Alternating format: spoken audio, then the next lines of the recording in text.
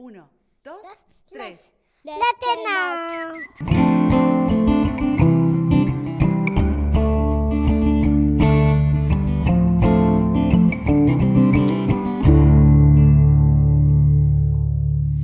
Welcome everybody to Letter Now, a podcast where we nurture the hand lettering masters of tomorrow, today. My name is Martina Flor. I'm a lettering artist, author, educator, and the host of this show. And today I have an amazing guest to talk about income streams for artists. This is the part 2 of this series of topics. So today we are gonna answer questions like, how can you create income streams that don't require additional marketing efforts? How do you find the perfect collaborators and partners?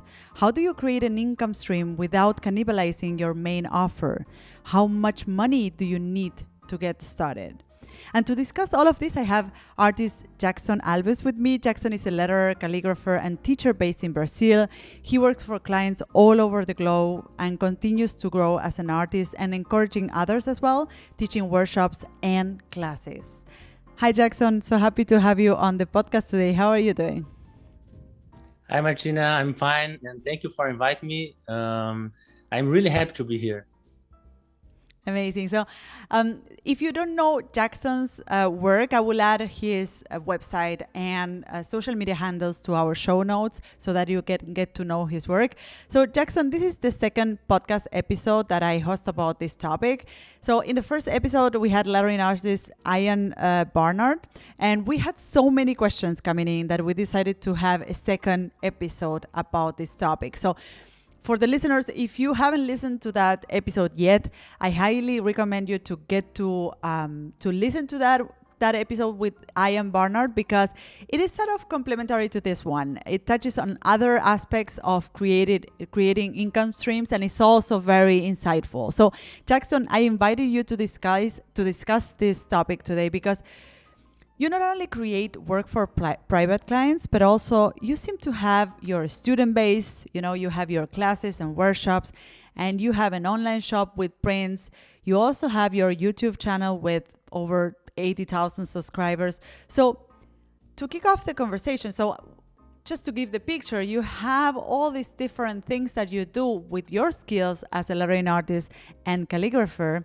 And to kick off the conversation, I want to ask you, how did it all started? What was the first seed, and how did that lead to the next thing? And how did that first seed grew into what you have right now, all these different income streams, sort of offering what you do and expanding your skills in different formats? Okay, great. Actually, I started as a lettering artist and calligrapher, and have this client works. But always I try to observing around me like another possibilities, and I always try to find, for example, kind of passive income stream, like the dream, something that you can do and once and. That keep it giving money for you, and you don't need to spend more time on that. But it's kind of a dream, and so I try to create typeface, put on my phone stuff like that, and yes, I always try to observe like what are the possibilities, and after some time work as a calligrapher and lettering artist, people start to ask me to teach you about this. And at the same time, I was teaching typography on a graphic design college. So as I already teaching, I already enjoying teaching, and I thought, well, why not? So I started teaching classes that time only in-person classes. Mm-hmm. And after some time I started to notice that people more and more was teaching online, and I started thinking about it. Oh, maybe I need to record a online class. And so I started to record my own classes, and first in the Skillshare, And after Skillshare, because my first online class was on Skillshare and in English, and in English. And it's a kind of crazy for me because you know that I'm not I'm not a native English speaker, and I was never record any online class, anything. And the first time, okay, why not English? That, like, it's crazy. So, But so you yes, I started record the class. like you sort of Yeah, started by the hardest step, or you made a step that you thought like, oh, this is so difficult for me, and you did it anyways. Yeah. yeah. But everything goes well, and a lot of people, all the students start to like the class, and then I record another one and another one, another one, and after, I don't know, like a year after the first class and Skillshare, I thought, okay, now it's time to record a class in Portuguese.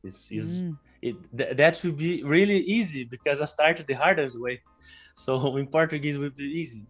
And then I recorded my first class, and with a partner. And then after that, okay, now it's time to produce my own platform, my own class, and my website. And then I did this, and I don't know, the situations start to happen. Like, after I have the class, you start to think like, yeah, maybe I need to a YouTube channel, because I need to tip some tips for free.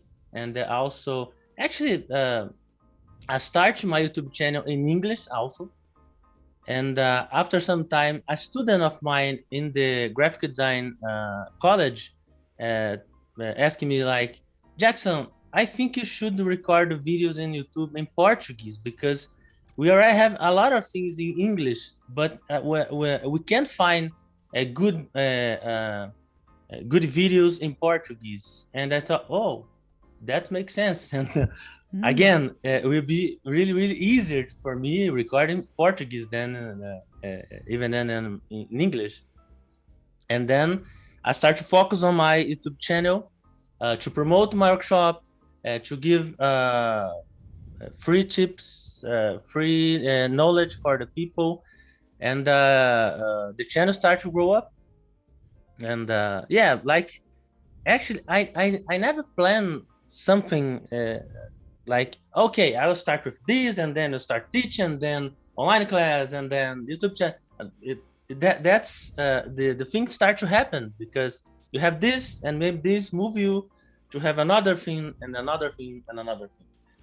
Yeah, what is so interesting from what you're saying is that, nevertheless, of course, one thing leads to the next one, but nevertheless, everything relates to each other. So you are starting a YouTube channel to support your students. You're also creating an income stream, or an additional activity for you, which is teaching online based on, first, what you like doing, which is what you said before. You noticed that you like teaching, but also you noticed that there were people interested in learning from you. So you had these two parts to it. So first, what you like doing, and second, something that people were requesting from you, right? And then later on, you realize like, okay, who are the people who can better use my knowledge right now? And you started with your classes in English, but then you realize like, hey, there's not enough information in Portuguese, so maybe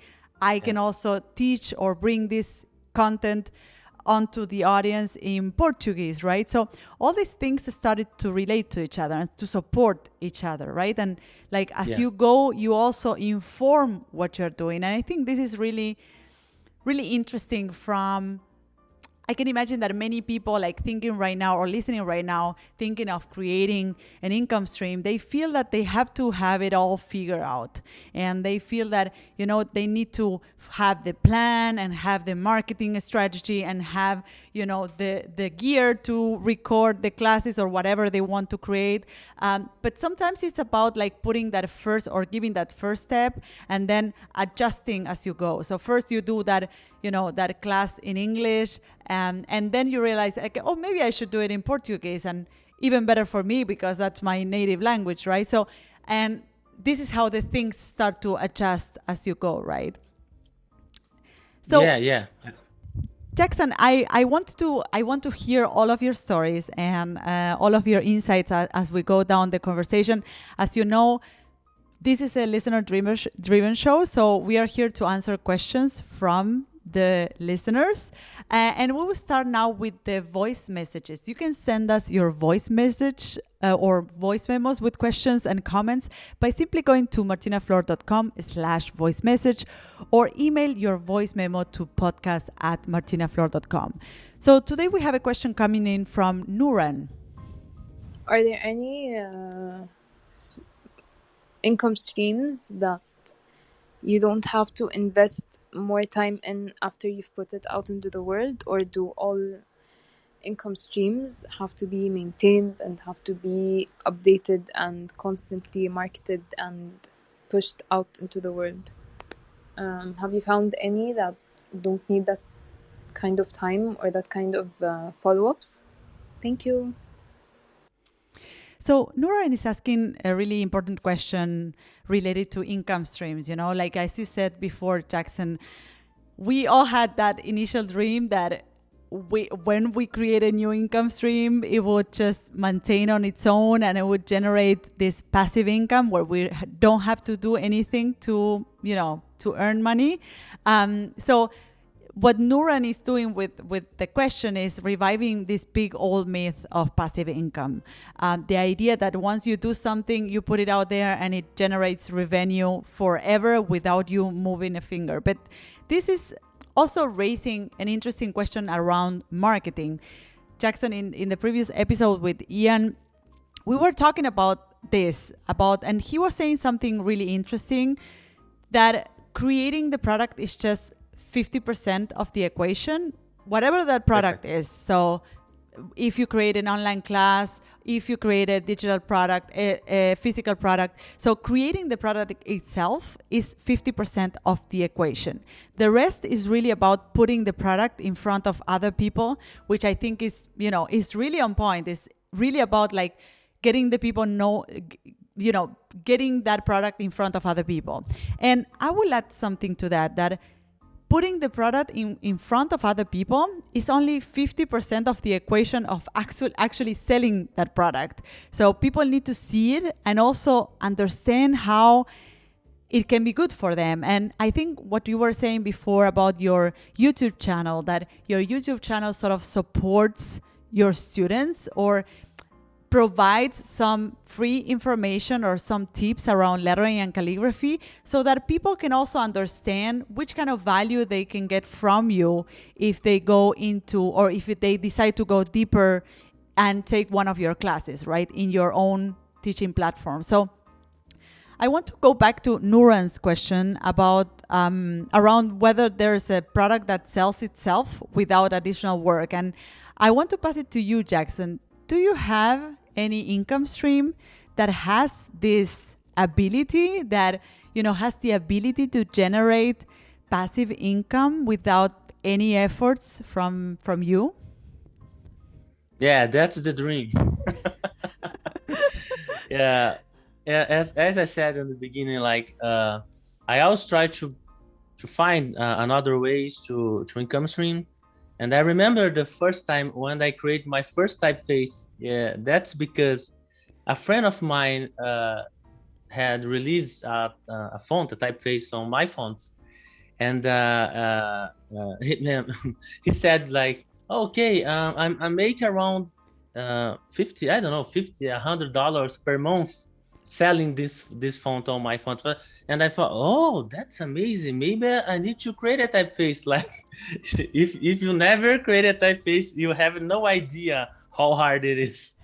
And okay, and I thought, oh, why not create a typeface like this? And it was really good because I tried. I started to understand better about typeface and fonts, about everything around this.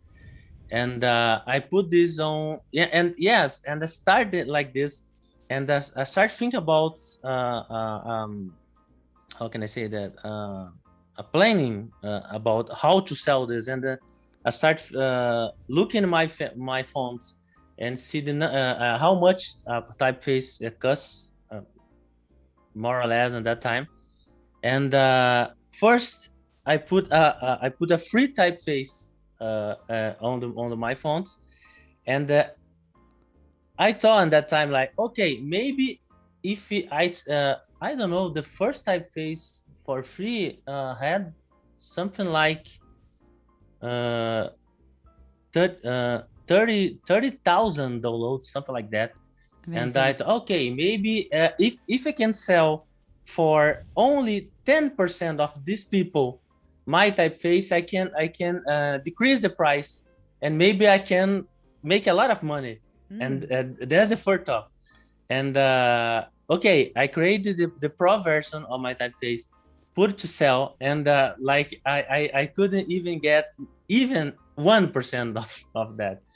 So that's, remember, like I was listening the your podcast with Ian, and he said something like it's truly is very true. Like you try do a lot of product, and it's a lot of product will fail, and you need to try a new one and try again. So I think that's the part and important, like you go step by step, because if you create everything like, okay, I start this and then maybe anything goes work, and you just spend time. So it's better like start step by step, because you try this and check if it works, and if it works you can work more on this, and maybe it doesn't work, so you create another thing and go on. So that's the reason I think you need to go step by step. Yeah, so it's about like putting something out there and getting that first information, a little bit like what you did with your online classes, right? That you made that first class, and then you got some feedback from the audience, and then you started gathering feedback from students, and then you created a new class in another language, right? So it's about getting that information and adjusting what you're doing, right?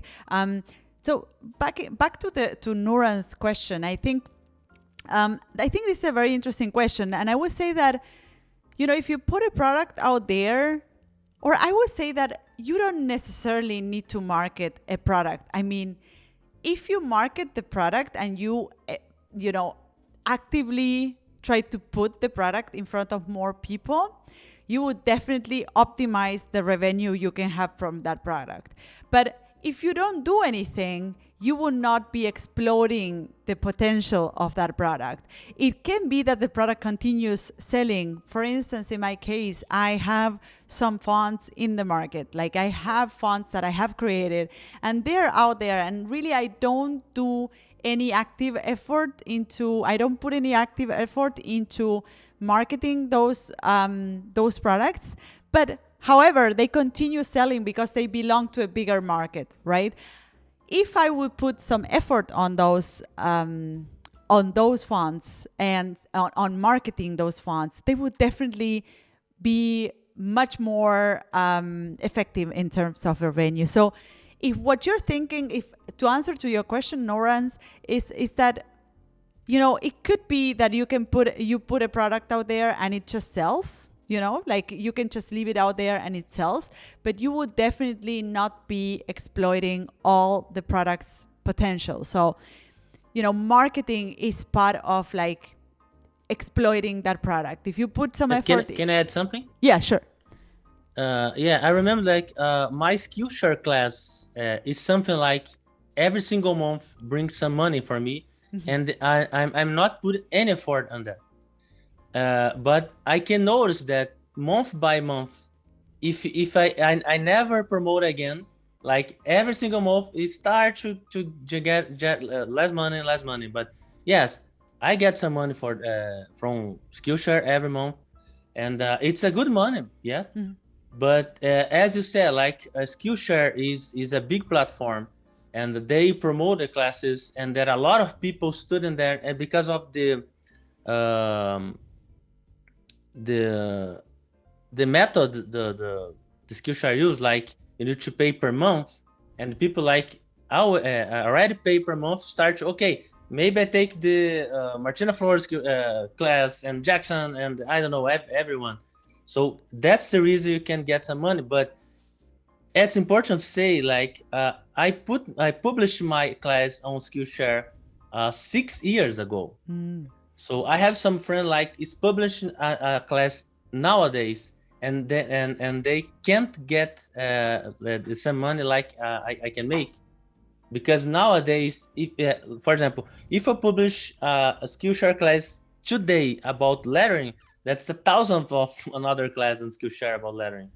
So I don't think so you can get a good money then.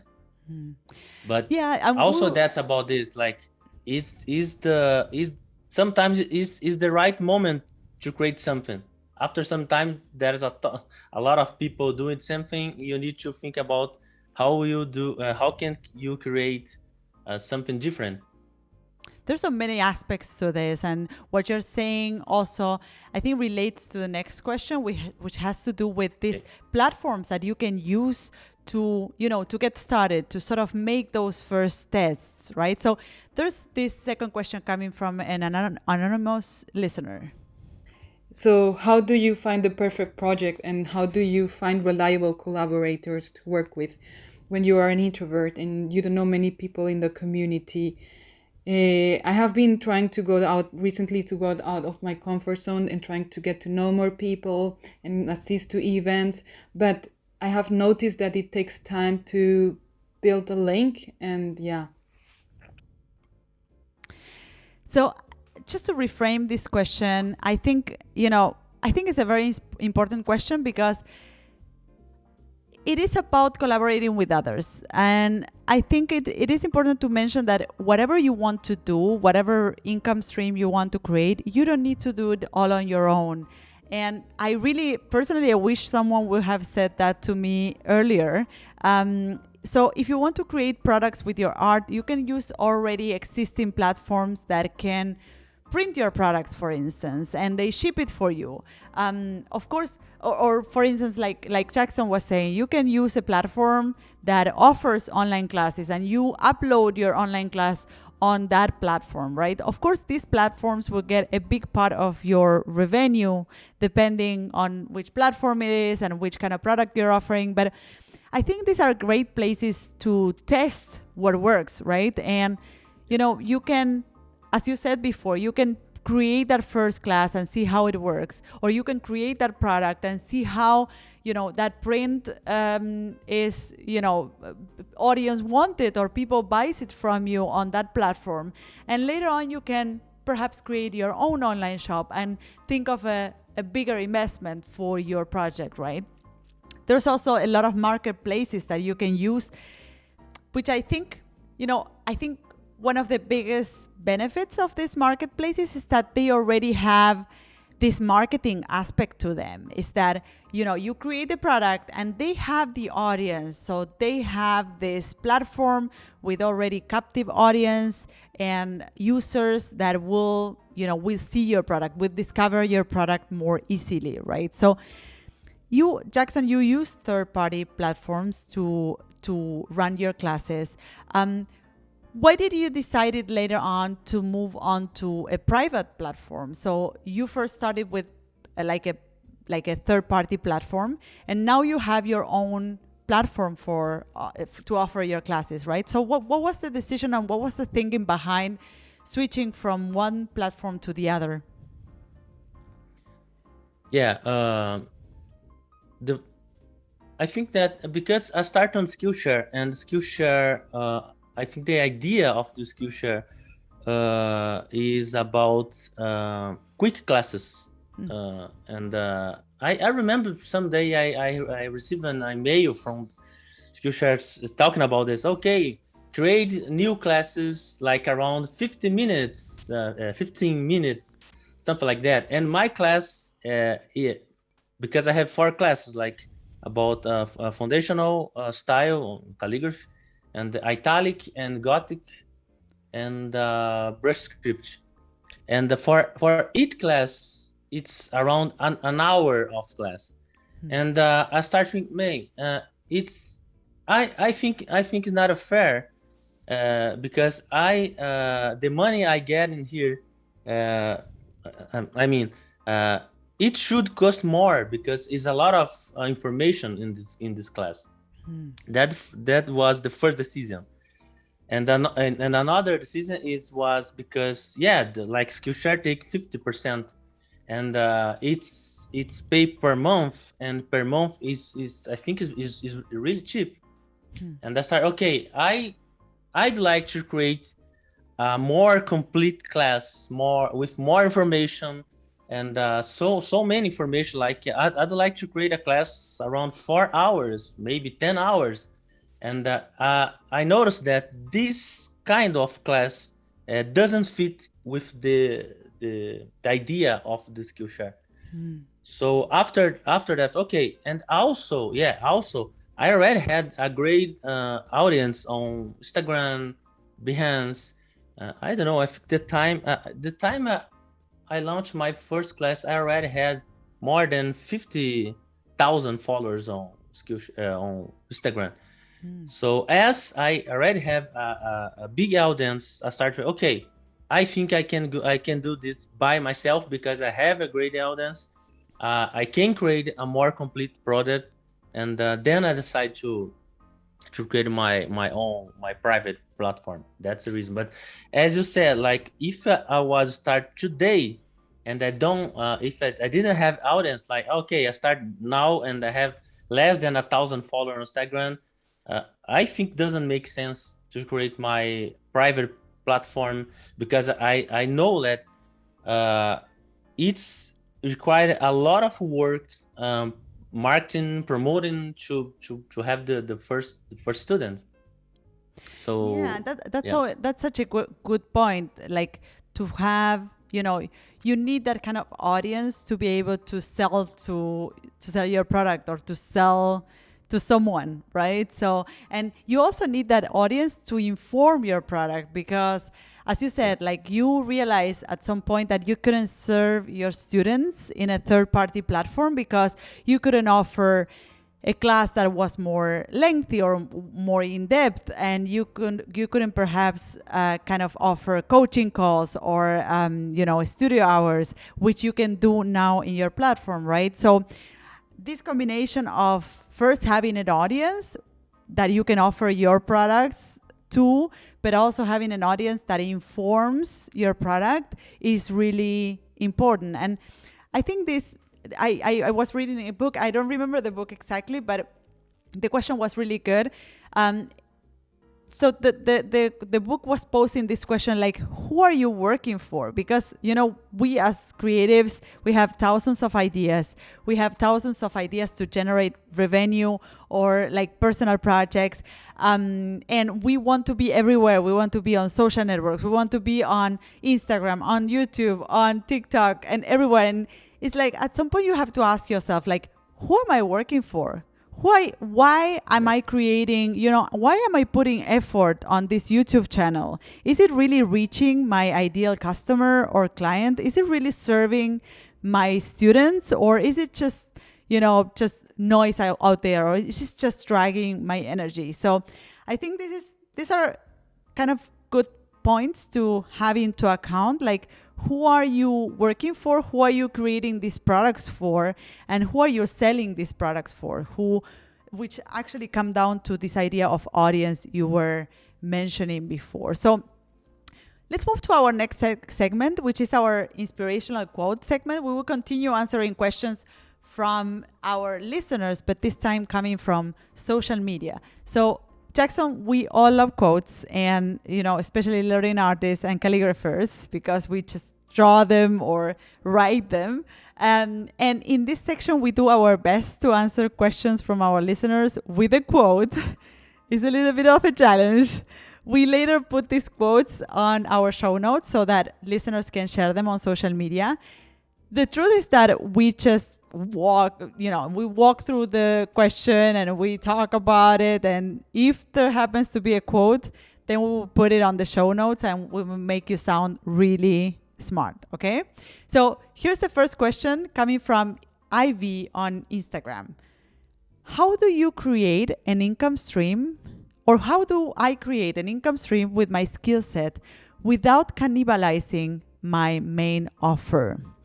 So, Ivy, I understand your concern, because by creating an additional income stream, and showing that you have other skills, you might feel that you will be stopped, or that you will stop being strong in your main offer or in your main skill, right? So I have a quote for you.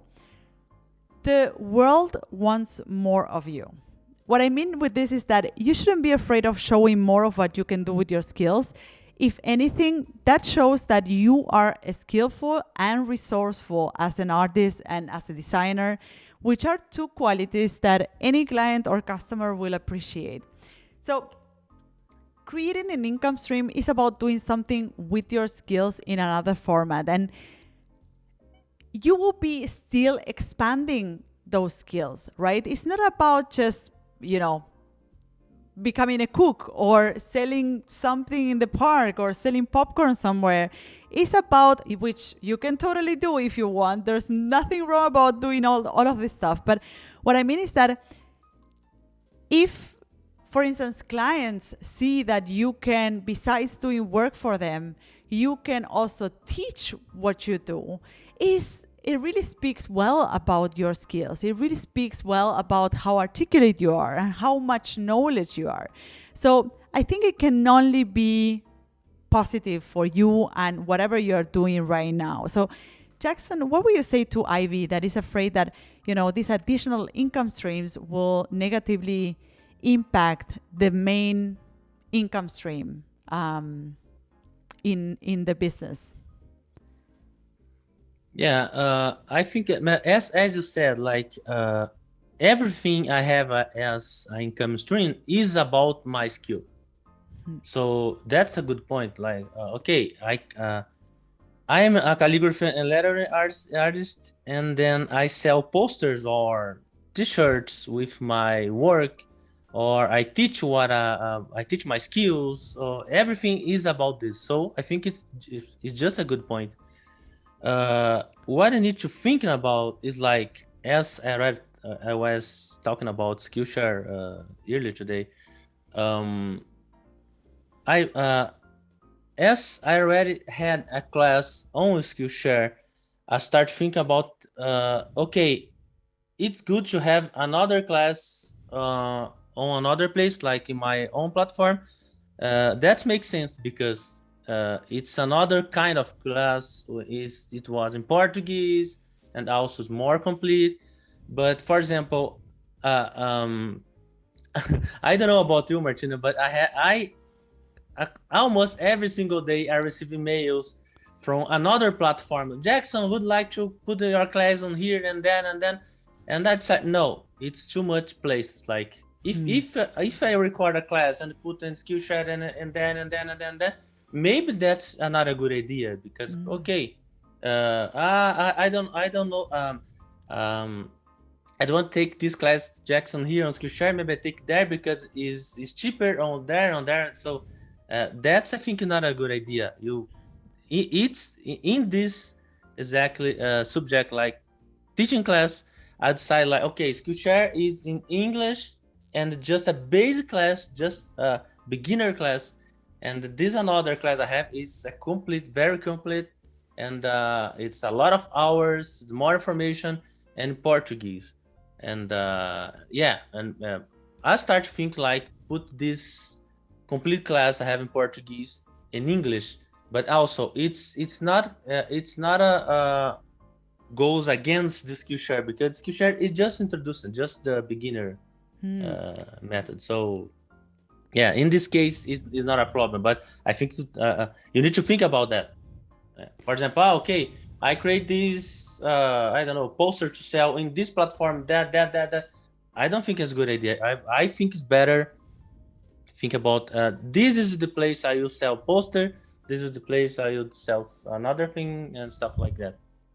Yeah, because also, like, I think that something I'm really like diversifying your income and like creating these income streams as an artist, but at the same time you need to understand when it's time to like stop doing certain things, like focus on certain others, right?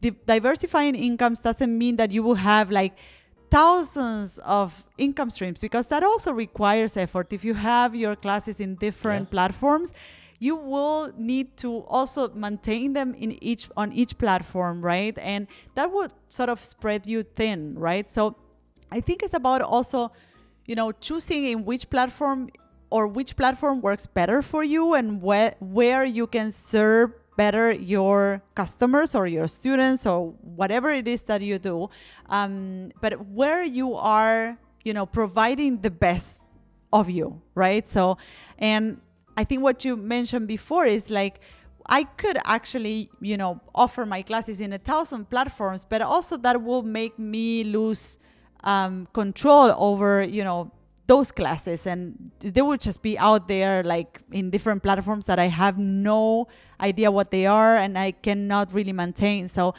I think this idea of, just to make a point here, I think this idea of the diversifying income doesn't necessarily mean that you will be doing everything all at the same time, right? So diversifying income also has to do with trying how good you are in different things that you can do with your skills, and later on perhaps choosing some of them in which you are great and where you have the best results and the best outcome, and focusing on that, right? So perhaps this, in the very beginning will be about trying different stuff, and later on it will be about like deciding, okay, I think I will stick to those things that work better for me, right? So the second question is coming from Leslie on Instagram, Jackson, and the question is, how much money do you need to get started with an income stream? And this is a great question. I can address this question right away. You would definitely need to invest something to get started. But this is not necessarily money. That's something encouraging as well. That, I wrote this quote here, which is like, don't let money get on the way of what you can achieve. Because I think your experience is similar, Jackson, that when you got started, it wasn't about investing money, but it was perhaps more about investing time, right? Which is a currency you have, right? Of course, it depends on what you want to do and the income stream you want to create. But in most of the cases, investing time is, the first thing you need to get started. So, Jackson, what was your experience when creating your income stream? And what can you say, Leslie, that is missing the money, right? So is there any income stream that you created and is bringing you financial reward where you didn't invest any money in the beginning, or you didn't invest any money all throughout? Yeah, good question. I think I already said the truth. Like, you need to invest time. Like, as creatives, I think our main product is time. So yeah, you need to invest a lot of time, and depend of income stream, depend of the product. Maybe you need to invest some money, but it's not the focus. Because for everything, talking about, for example, being calligraphy or lettering artist or illustrator, maybe. For example, I'd like to create a shop, an online shop. Okay, so first you need to create the product, so it's time, and you don't need, for example, to create a huge kind of t-shirts and kind of product. Like, okay, just start with 1 or 2 products. Maybe you can make it, I don't know, several t-shirts and sell and see how it works. So it's not like start a store, a real store, physical store on the street. Like, okay, I need to rent the place, and then create everything there, and buy all the stuff to sell. It's not like this. So yeah, the main thing is time. It's the first one. That's such a good point, because I think that, especially when it comes to physical products, I think that we often think that we need to have that product collection to get started. Like, I personally, when I started my own online shop, this was my approach, and I wish I had done it differently. And this is something I can actually share with others that are thinking of starting their own shop of physical products, which is something I've learned through doing, which is like, I personally thought, like, okay, I have to create some sort of collection to offer, to put my vision out there of what this collection should be. And actually, I think it would have been so much more productive for me to first do a small series of products, like to say, like, okay, I do this pin and I see how that works, and I see which feedback I get from that. Or I partner with someone and that person creates the prints and prints them for me, right? But I actually did, when I started that that project, I said, okay, I'm gonna invest this money on this project, and it was a big decision, because it was like, okay, this is something I'm gonna invest in, and as I put that first line of products out there, I learned a lot of things, right? But the investment was already done. So if I would have to do that again, I would just start with small steps, right? Perhaps even using a third-party platform, kind of like putting that print in an online shop that will print that for me, or someone that will ship it for me, and see how that works, and see if people really wants it, and also understand what people likes and what they don't, so that informs my project, right? And later on, you can also decide, hey, I will then invest money and kind of get that line of products out there, which doesn't really mean that if you want to invest the money, you can also do it. Like, you can definitely, you can invest the time, but you can also invest the money if you want it. But money shouldn't be an excuse not to do it, right? Or, shouldn't get in the way of actually doing stuff. Agreed. So before we end this show, we are getting to the end of the show. I want to move to our Better Now segment, Jackson, where we share something that we're happy about, something that, has impacted our lives positively. It can be anything. It can be a project of yours, something around your family life, anything that you would like to share with our audience. What is it that made you happy lately, Jackson? Yeah, that's remind that like we are talking about invested time, and like the dream of having income stream that doesn't give you more work. But as I already said, everything takes time. Everything you need to invest time, and sometimes money, whatever. And this year, as I said, I have the start with Skillshare, and then I record a class in Portuguese. And after some time, I start thinking, okay, now it's time to create a brand new online class, more complete yet, and more, for example, calligraphy style and everything. And this year, I start to produce this new class, and it's a huge class I decided to create, because it have more than 100 how do I say that, 100 classes, 100 lessons inside the course. Yeah. And I decided to have like 80 styles of calligraphy, and then more hand lettering and more lettering, digital lettering like vector and softwares and Procreate, stuff like that.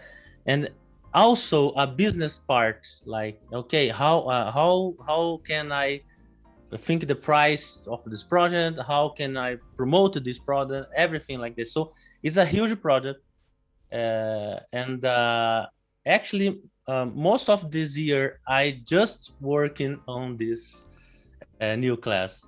Is it And out there already?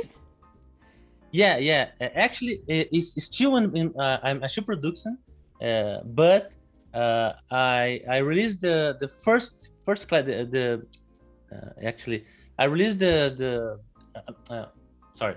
I start to sell this class in June, and because I just opened the class and sell something and close and then open again, because that's it's time by time.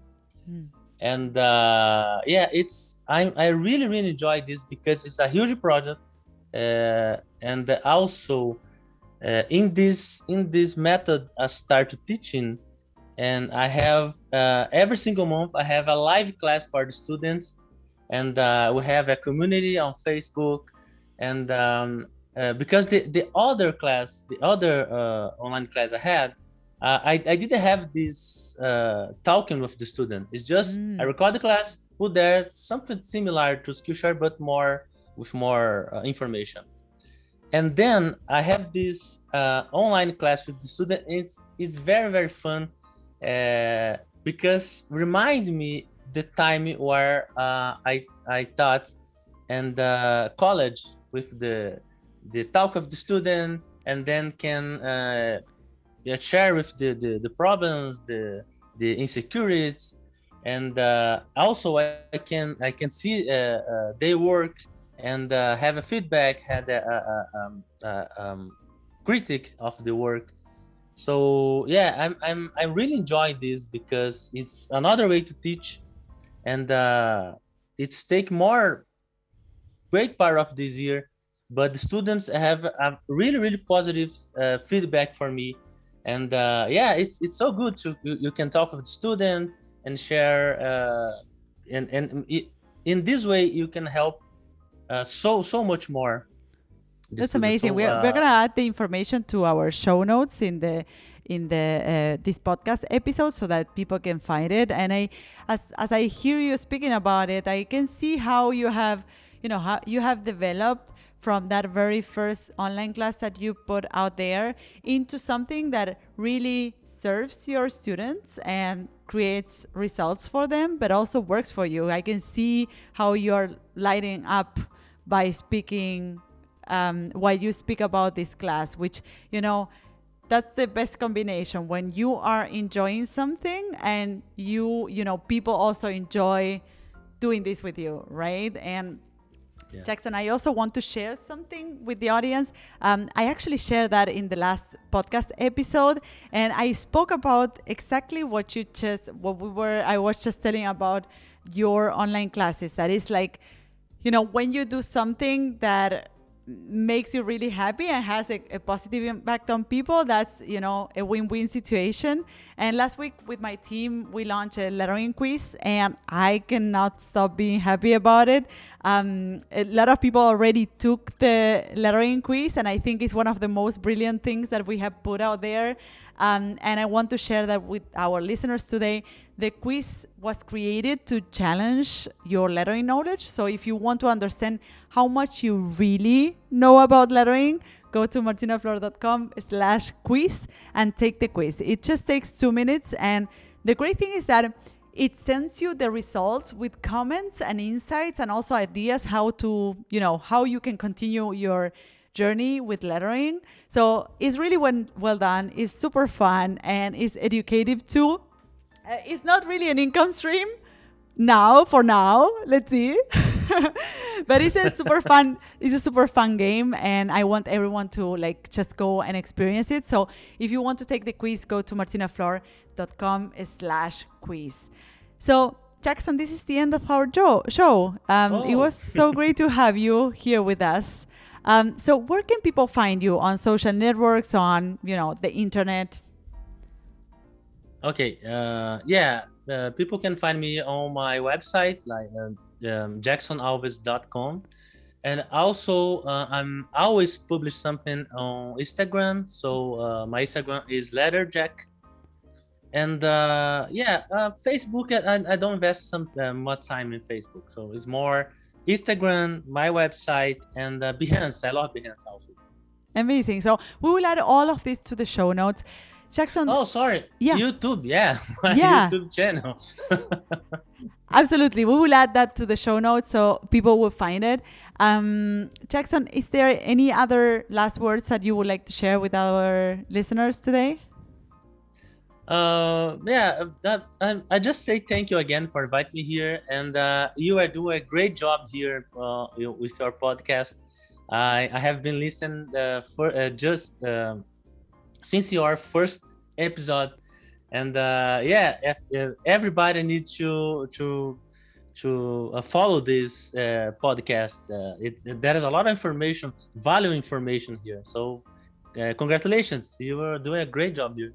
Amazing. And I really appreciate that you were also taking the time today to share your story with the listeners, because I think by sharing these stories and these experiences, we can help, we can make the way of other newcomers, new artists, easier and more enjoyable. And all the things that we have learned in our, in our path as artists can serve other new creatives and new artists. So I really appreciate that you are taking the time today to share all these stories with them.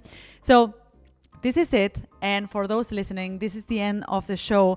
You can find me, the host of the show, on social networks at Martina Flor on Instagram, Twitter, and Facebook. If you have a question or comments, go to martinaflor.com/podcast, where you can see previous episodes, find show notes, and send voice memos with your comments and questions. You can also watch these episodes on YouTube. Just go to martinaflor.com/YouTube to find them. You can, of course, listen to all our episodes on your favorite podcast platform. This is it for today. If you love this episode, subscribe to this podcast. And if you leave us a review, it will help others find us. Thank you all for listening, and see you in the next episode of Letter Now. Bye-bye.